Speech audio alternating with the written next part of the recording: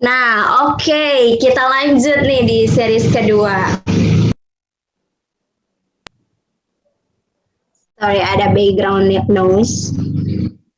Nah, di pertanyaan pertama di series kedua ini mengenai sesuai dengan judulnya, kompetensi apa aja sih yang dinilai dalam sertifikasi?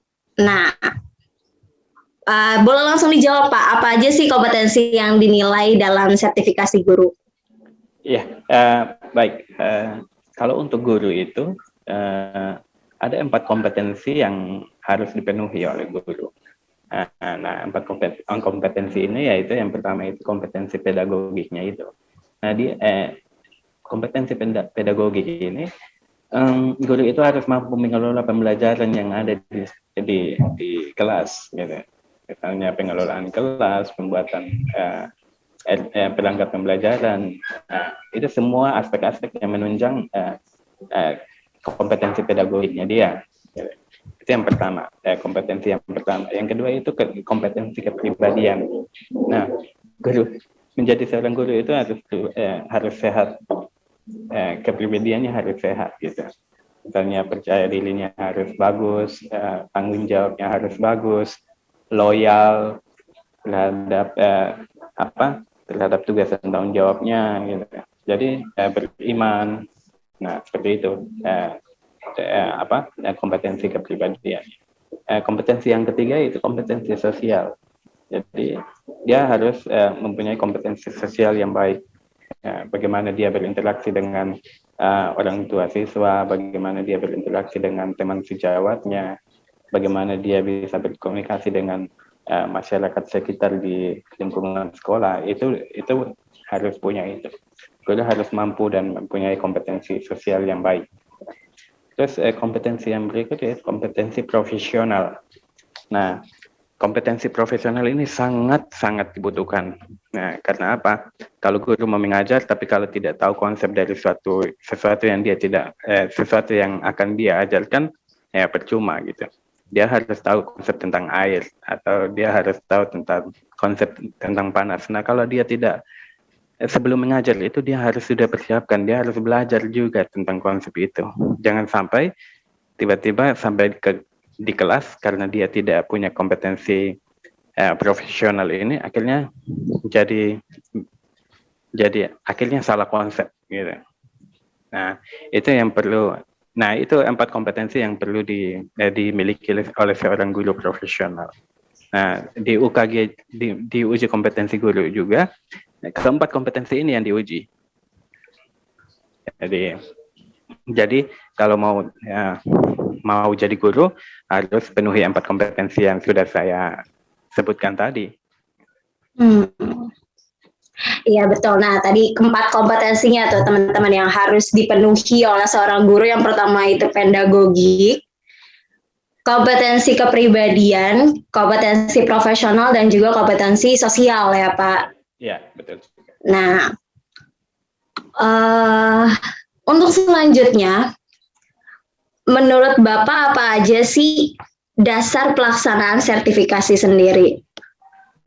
Kalau dasar pelaksanaan sertifikasi guru itu yaitu Undang-Undang Nomor 14 Tahun 2005, itu tentang guru dan dosen. Nah, itu dasar pelaksanaan sertifikasi guru. Jadi sejak 2005 itu sudah ada undang-undang tentang guru dan dosen, yaitu Undang-Undang Nomor 14 Tahun 2005 itu. Nah, itu sebagai dasar pelaksanaan sertifikasi guru di Indonesia.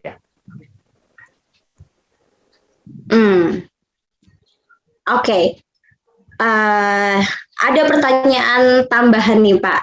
Yeah. Lanjutan sih sebenarnya. Yeah. Nah, hal apa nih sebagai calon guru atau sebagai guru yang bisa dilakukan, semisalkan salah satu untuk kompetensi dari 4 kompetensi itu tidak lolos atau kurang baik? Oke. Saya kurang tahu ketika dari keempat kompetensi itu ada salah satu yang ternyata dia tidak kompeten. Misalnya di kompetensi sosial ternyata dia tidak kompeten.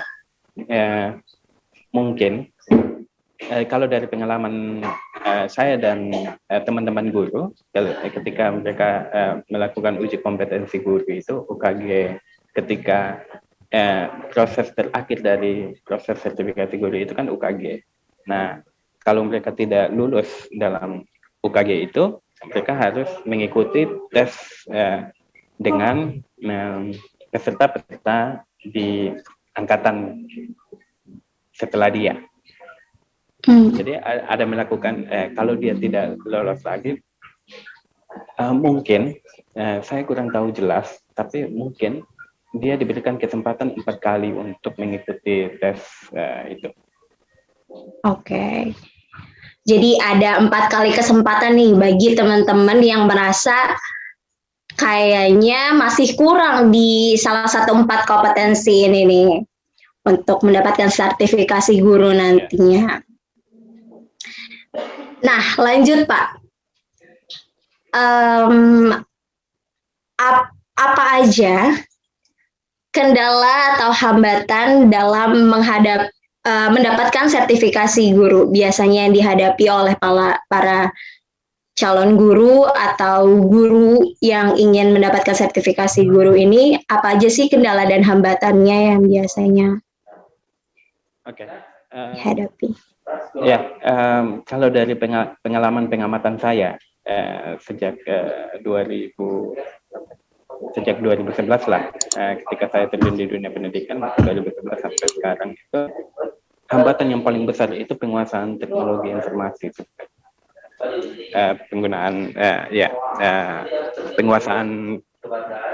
penguasaan teknologi informasi. Karena apa?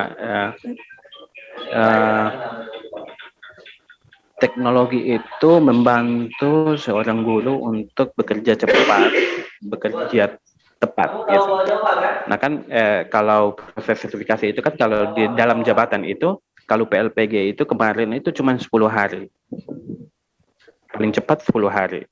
Nah sekarang itu kalau PPG dalam jabatan itu ada yang paling cepat itu 4 bulan atau 5 bulan itu.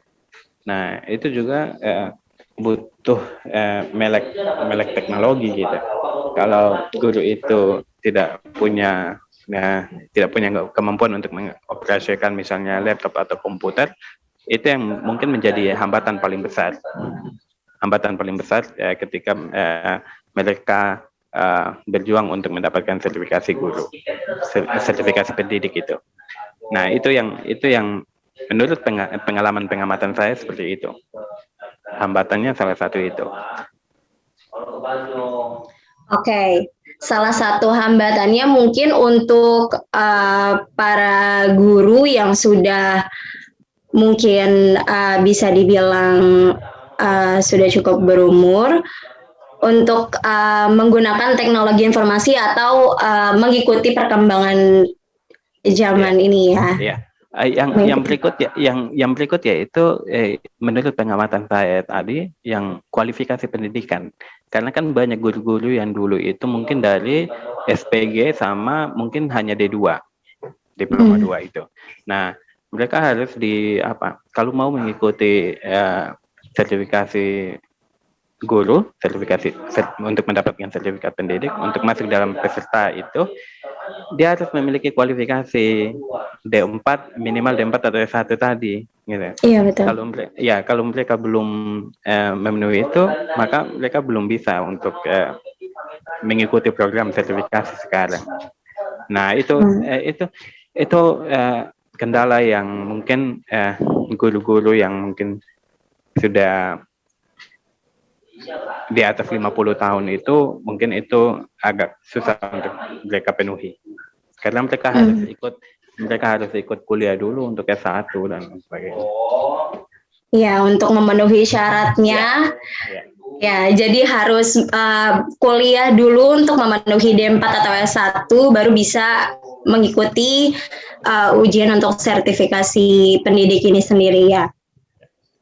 Nah, selanjutnya nih Pak, berapa lama sih sertifikasi pendidik atau sertifikasi guru ini berlaku? Apakah seumur hidup ataukah sampai Kalau regulasinya mengatakan bahwa kalau guru sudah mendapatkan sertifikat pendidik itu, berarti sertifikasinya melekat ke dia. Oke. Kecuali dia sudah tidak mengajar. Nah, kalau misalnya dia dari guru, dia pindah ternyata dia mendapatkan jabatan di dinas, menjadi kepala seksi atau kepala bidang atau apapun. Nah, dia sudah tidak berada di jabatan fungsional guru itu. Otomatis sertifikasinya hilang.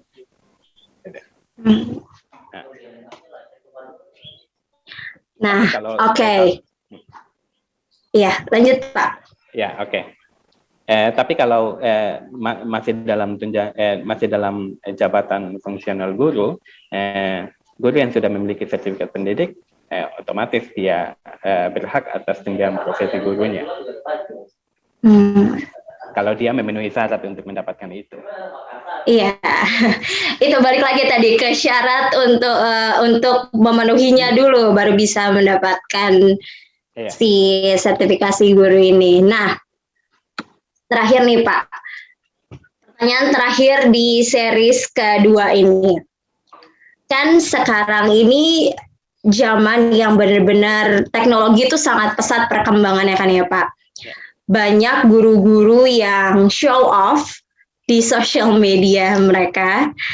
Nah, apabila ada terjadi sesuatu nih di pribadi guru itu sendiri atau karena pelanggaran-pelanggaran yang mereka lakukan, apakah sertifikasi guru ini bisa dicabut atau tidak? Oke, kalau hanya dengan alasan bahwa dia show off atau melanggar norma-norma itu, mungkin menurut saya belum ada kasus pencabutan sertifikasi itu, atau mungkin sudah ada, tapi mungkin saya belum tahu. Tapi menurut pengalaman saya belum ada. Kalau perkembangan teknologi informasi yang lumayan pesat, yang sangat pesat akhir-akhir ini, memang banyak guru-guru yang akhirnya show off di media sosial. Menurut saya sah-sah aja, tapi kalau mereka masih mengingat kode etik yang melekat pada guru,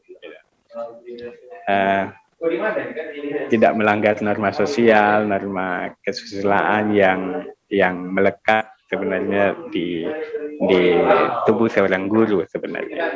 Dan menurut saya tidak masalah. Alangkah jauh lebih bagusnya kalau guru-guru itu show off ketika mereka dengan mungkin konten pembelajaran ataupun, itu sangat bagus. Tapi kalau hanya show off aja, mungkin terlalu mencintai dirinya sehingga dia show off, itu menurut saya kalau jadi seorang guru mungkin ini pendapat saya, mungkin agak kurang pas lah. Tapi kalau dia show off karena memang dia harus memberikan konsep-konsep pembelajaran yang dibutuhkan oleh peserta didik, menurut saya itu sangat bagus karena dapat memotivasi teman-teman sejawatnya juga untuk melakukan hal yang sama. Nah, oke. Selain kasus yang guru-guru yang show off the social media ini, ada nggak Pak kasus yang akhirnya sertifikasi guru tersebut dicabut karena beliau melakukan sesuatu ini deh? Kalau kasus seperti itu kayaknya belum, kecuali dia diberhentikan dari jabatan fungsional gurunya diberhentikan. Itu otomatis sertifikasi pendidiknya juga tidak berlaku gitu. Tapi kalau dia masih menjalankan tugas sebagai seorang guru, dia masih memenuhi syarat-syarat yang diminta, pasti sertifikasi gurunya masih ada. Gitu teman-teman. Jadi sertifikasi guru itu bisa lepas dari seorang guru apabila guru tersebut dicabut atau sudah lepas masa keguruannya ya. Yeah. maka akan otomatis sertifikasi guru atau sertifikasi pendidik ini lepas dari mereka. Yeah. Oke, sebagai konklusi tadi ini mengenai materi kita di series kedua ini, kompetensi yang dinilai dalam sertifikasi guru itu ada 4 tadi. Nah, yang paling inti ya ada 4. Ada kompetensi pedagogi, kepribadian, profesional, dan juga sosial. Nah, selain itu, guru-guru juga atau calon guru juga harus mampu menguasai mata pelajaran dengan baik, terus mampu mengembangkan materi pembelajaran dengan kreatif dan juga up to date. Harus bisa jadi guru yang fleksibel juga nggak sih Pak? Memiliki banyak rencana gitu. Iya, jadi memang itu biasanya kan kalau buat rencana itu kan kadang-kadang ternyata di kelas itu ada beberapa langkah-langkah yang dilaksanakan atau berubah cara itu. Nah, guru mampu menyesuaikan dengan keadaan saat itu. Nah, gitu teman-teman. Jadi guru tuh kita harus fleksibel, harus punya banyak rencana, plan A, plan B, bahkan kalau bisa sampai plan Z. Karena kita nggak pernah tahu kondisi di kelas nantinya akan seperti apa. Nah, yang paling penting di era sekarang itu yang menjadi salah satu penghambat juga nih untuk mendapatkan sertifikasi guru, yaitu menguasai teknologi informasi dan komunikasi dengan baik. Sesuai dengan era sekarang yang serba digital. Jadi gurunya harus lebih siap dari muridnya. Gitu kurang lebih teman-teman. Nah, ini masih ada satu lagi nih di seri selanjutnya, di seri ketiga. Ini pasti bakal penasaran banget sih teman-teman, cara mendapatkan sertifikasi guru. Nah, nanti kita bahas di seri ketiga ya. Terima kasih sudah menonton series kedua. Sampai ketemu di series ketiga.